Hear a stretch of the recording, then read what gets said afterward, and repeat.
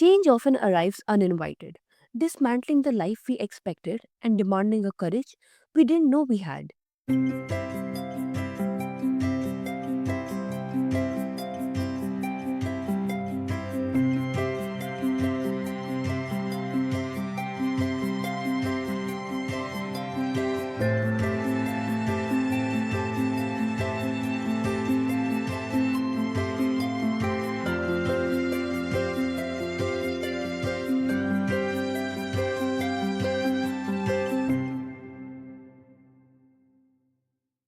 Today's conversation is about navigating profound change with grit, gratitude, and an unwavering commitment to possibility, especially when the path forward can't be clearly seen. Welcome to the show, Laura. It's such an honor to have you. Thank you. I'm excited to be here. Mhm. So, Laura, at such a young age, you were asked to reimagine your entire future. What was the hardest part of letting go of the life you thought you'd have? The hardest part was just wanting to be a quote normal teenager. So letting go of the normalcy was the hardest part. And the reason I say that was because I was a teenager. So I had to let go of my vision, knowing that it was quickly decreasing as I was a teenager. So having to let go of that present reality of just being quote normal, right? Having to let go of all that, that was the hardest part. And a practical example, what I mean by that was letting go that I wasn't going to get my permit and driver's license like everyone else. Just so they're just those normal teenage markers I wasn't going to experience. So absolutely that was definitely the hardest part. Mm-hmm. Yeah, absolutely. And how did that grief shape the strength you later discovered? So that grief built 2 words come to mind. One is resiliency. So that grief, because it was so deep, because it was more difficult than I can put into words or describe, I had to cultivate a mindset of resiliency to navigate forward, to grieve and to keep going. So, reason I say resiliency is because I had to learn, how do I keep going even when the grief is there. So it's definitely the post traumatic growth. So how do I grow forward even in the difficulty, even in the loss? And then the other word that I immediately thought of when you said that was permission. And the reason I say that word is because I had to learn to accept and give myself permission to grieve. So in my mindset, I thought grief was it's a set time, it's something we do, then we move on, then we move forward. What I didn't realize and what I needed permission to do was to know and accept that grief is continual. And that doesn't mean I'm still not healing. That doesn't mean I'm not moving forward. That doesn't mean that I am not moving on. It just simply means I can continue to grieve as I go through my life. I know a short story that I would love to share was the interaction with a mentor. So one day, right before I started college, I was in a administrator's office. And she said at the very end of the meeting, Laura, I just want to tell you before you go, I know you think you grieved through high school, you think that grieving's over, and now you're moving on. I just want to let you know that it's okay to grieve forever. And you grieving forever is not a sign of weakness. It's just a sign of it is what it is. That's part of your reality. So that's what grief taught me, that I had to develop that resilient mindset to move forward. And then it also taught me to give myself that permission to grieve. Yeah. And that kind of loss is rarely acknowledged. Yet it's often where resilience is forged. Yes, Mm, 100%. yeah. And transitioning into blindness required redefining independence. How did your understanding of self reliance evolve over time? It's still evolving every single day. So I'm laughing when I say that because it's a constant work in progress. It's a constant daily choice. So originally, I thought that meant being independent, never ever relying on others, not depending on others, not having difficult or really any emotion at all, just kind of figuring out all by yourself. What I've come to realize is that true, deep, strong self reliance is having that healthy balance of interdependence on other people. So, depending on others as they're our support system, depending on others to help me when I need help. And it's also giving myself this self compassion. So, rather than having that critical, judgy mind all the time, it's taking a moment to breathe and realize I can offer myself the same compassion that I offer other people. And with that self compassion comes self love and just trust in ourselves. So, again, rather than always thinking negative about ourselves, we can view ourselves in that self compassion, self reliance. So, for me, I've learned it's the balance of leaning on people, trusting others to support me as I know I need, and also just learning to love myself just like I would love and treat a good friend with compassion, with love, with trust, and also with laughter. Just the joy and the laughter. No, we're not going to feel that every day, all day, but choosing those moments throughout the day where I can just laugh, where I can be joyful about certain experiences. So, and again, it's a constant choice that every day I have to choose. This is my understanding today, and this is what I want to grow in. That interdependence with others, and then also that deep self compassion. Yeah, that's amazing. And where does asking for help become an act of courage rather than weakness? Great question. And again, that is a constant work in progress because you feel like, oh, yeah, I've got this figured out. And then you don't. So, yes, just like you perfectly said, I thought asking for help was a weakness. That meant I couldn't do it on my own. What I learned was asking for help is a source of strength because that requires that I know my needs and then I can clearly communicate those needs to someone else. So let me give a real world example.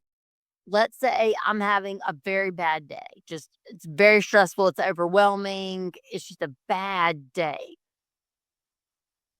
I know within myself, if I pick up the phone and call my best friend, I need to say to her, "Hey, I'm having a bad day today. I'm struggling. I'm anxious. I'm depressed. I'm grieving, whatever the emotion might be.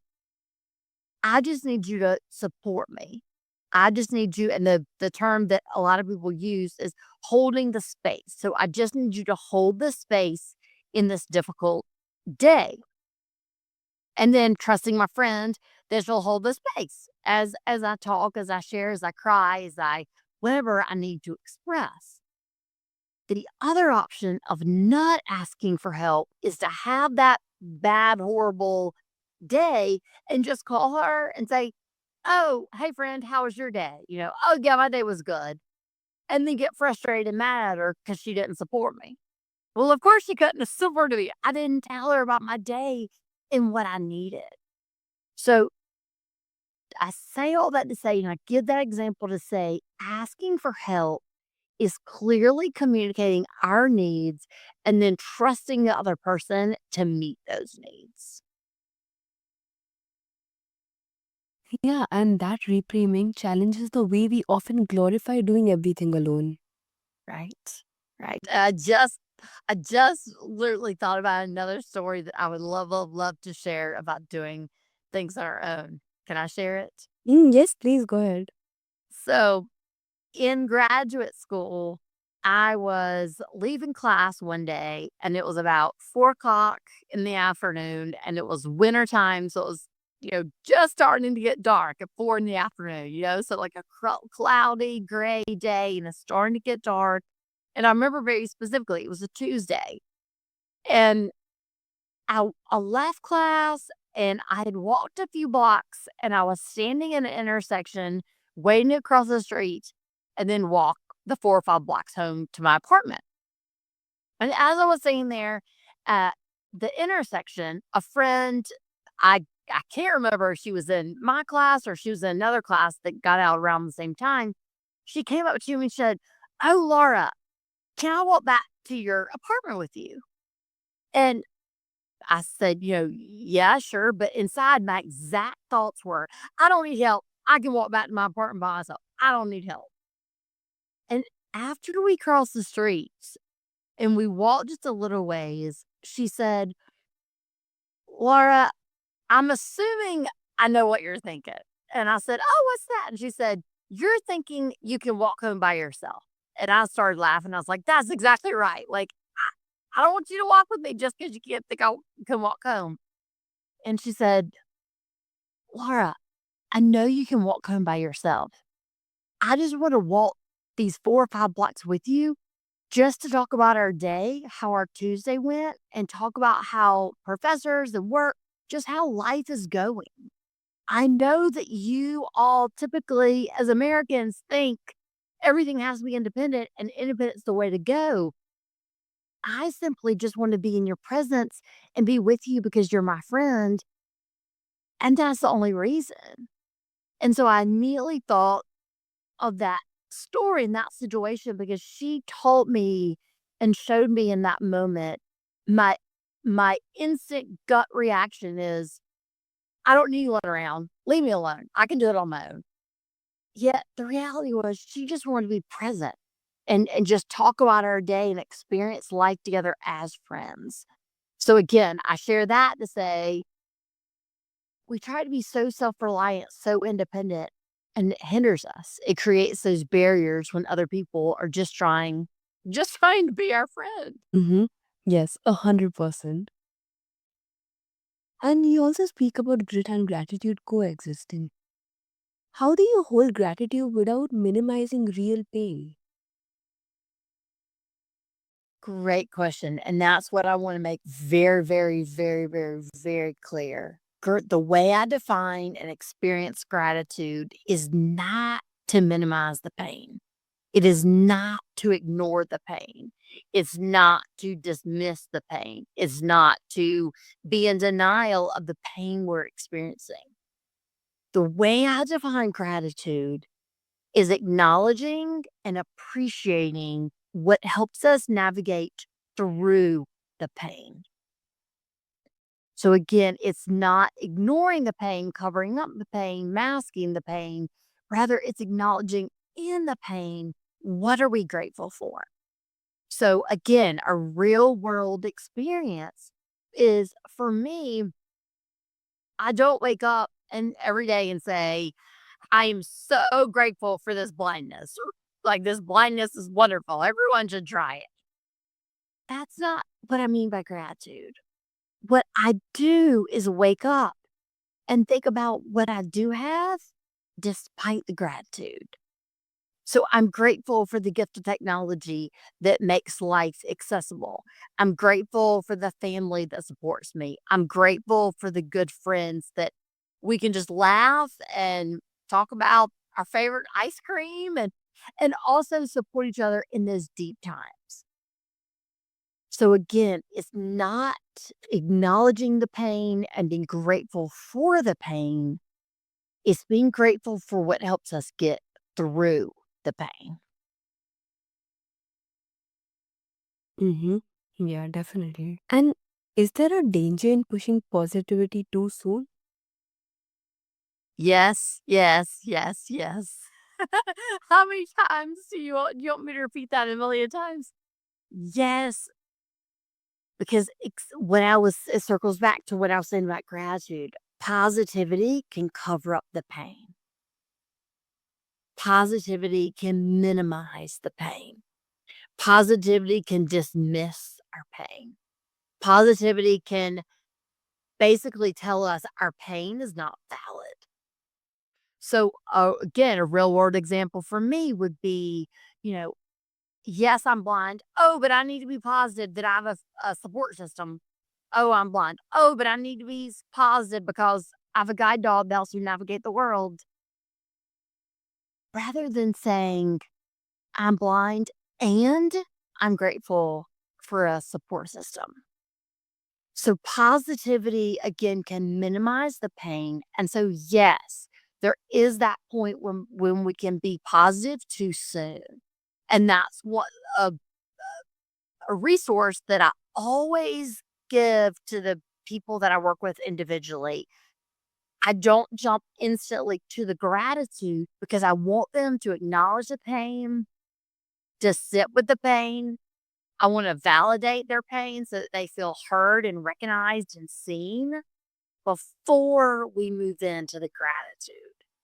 So, yes, thank you very much for saying that because we can use positivity too soon, and that's not healthy. That prevents us from fully grieving the depth of our loss. Yeah, and that balance feels especially relevant in a culture that rushes people through healing. Oh, 100%. 100%. Because it doesn't give us permission to grieve or to sit in the pain. It feels like we have to jump from the pain point to life without pain instantly. Yeah, exactly. Definitely. The positivity can cover up the pain. And that just prevents us from healing. Yeah. And being the first blind student to earn a Master's of Divinity from Princeton is remarkable. How did faith or meaning making support you through certain uncertainty? Faith absolutely played a huge role because what it taught me and what I learned is that, yes, I've become blind. Yes, I'm now a person with a disability, and I'm still a beloved creation. So faith helped restore that self compassion, that self love, that self trust. Remember earlier in our conversation when I was talking about it's so easy to be in that negative mindset rather than that place of self compassion. The gift of faith taught me the self compassion. And the gift of faith also told me and taught me I still have meaning and purpose in the world. Just because I'm blind doesn't mean I can't contribute to the world in so many different ways. And then another big way that my faith was a support, and I learned specifically during that time at Princeton, was being my own advocate. So I learned that when we, again, as I mentioned before, can know our needs and clearly state our needs, then we can trust others to meet those needs. And that's not coming across as demanding. It's just stating, this is what I need and this is how I need to meet it. So faith absolutely played a huge, huge role in that time and in everyday life. Yeah, that's amazing. And what happens when belief systems are shaken by change instead of strengthened by it? So you are completely right. And I work with people on this all the time that we have our belief systems and then we experience change and those belief systems are shattered. So it leaves us confused, hopeless, just g- without words, just kind of speechless on how to move forward. So that's when, as those belief systems are shattered in times of change, that's when what we do have to trust in and lean on is ourself. And that self of knowing, okay, yes, everything I thought I knew and believed in has now shattered and been changed. Yet I know and trust that I'm a beloved creation. So to go back to those very survival just techniques of depending on our breath, focusing on our mind, focusing on the present moment. And then also another very important component is knowing that our new belief systems will come and build over time. And I say that because a lot of people think when we go through change and our belief system are shattered, we're instantly going to have a new belief system. And we want that new belief system, but it comes over time. It comes slowly rather than completely changing overnight. Mm-hmm. Yeah. And this also opens space for honesty rather than spiritual performance. 100%. It opens up honesty and realness rather than perfectly set spiritual performance thinking we're saying we're doing the right things. I'm saying I'm praying 12 hours a day, like to make us think, oh, that makes me a better person. So, yes, you're definitely right. Change gives us that opportunity not to focus on the spiritual performance of I feel like we're doing what's quote right or what makes us good enough spiritually to the real, honest wrestling with ourselves and our belief system. Mm-hmm. Yes, absolutely. So, if this conversation met you in the middle of change, let it remind you that courage is not the absence of fear, it is choosing to move anyway. Even when the future looks unfamiliar, possibility still exists. Keep going, ask for support, and trust that your strength is already being shaped by what you are facing.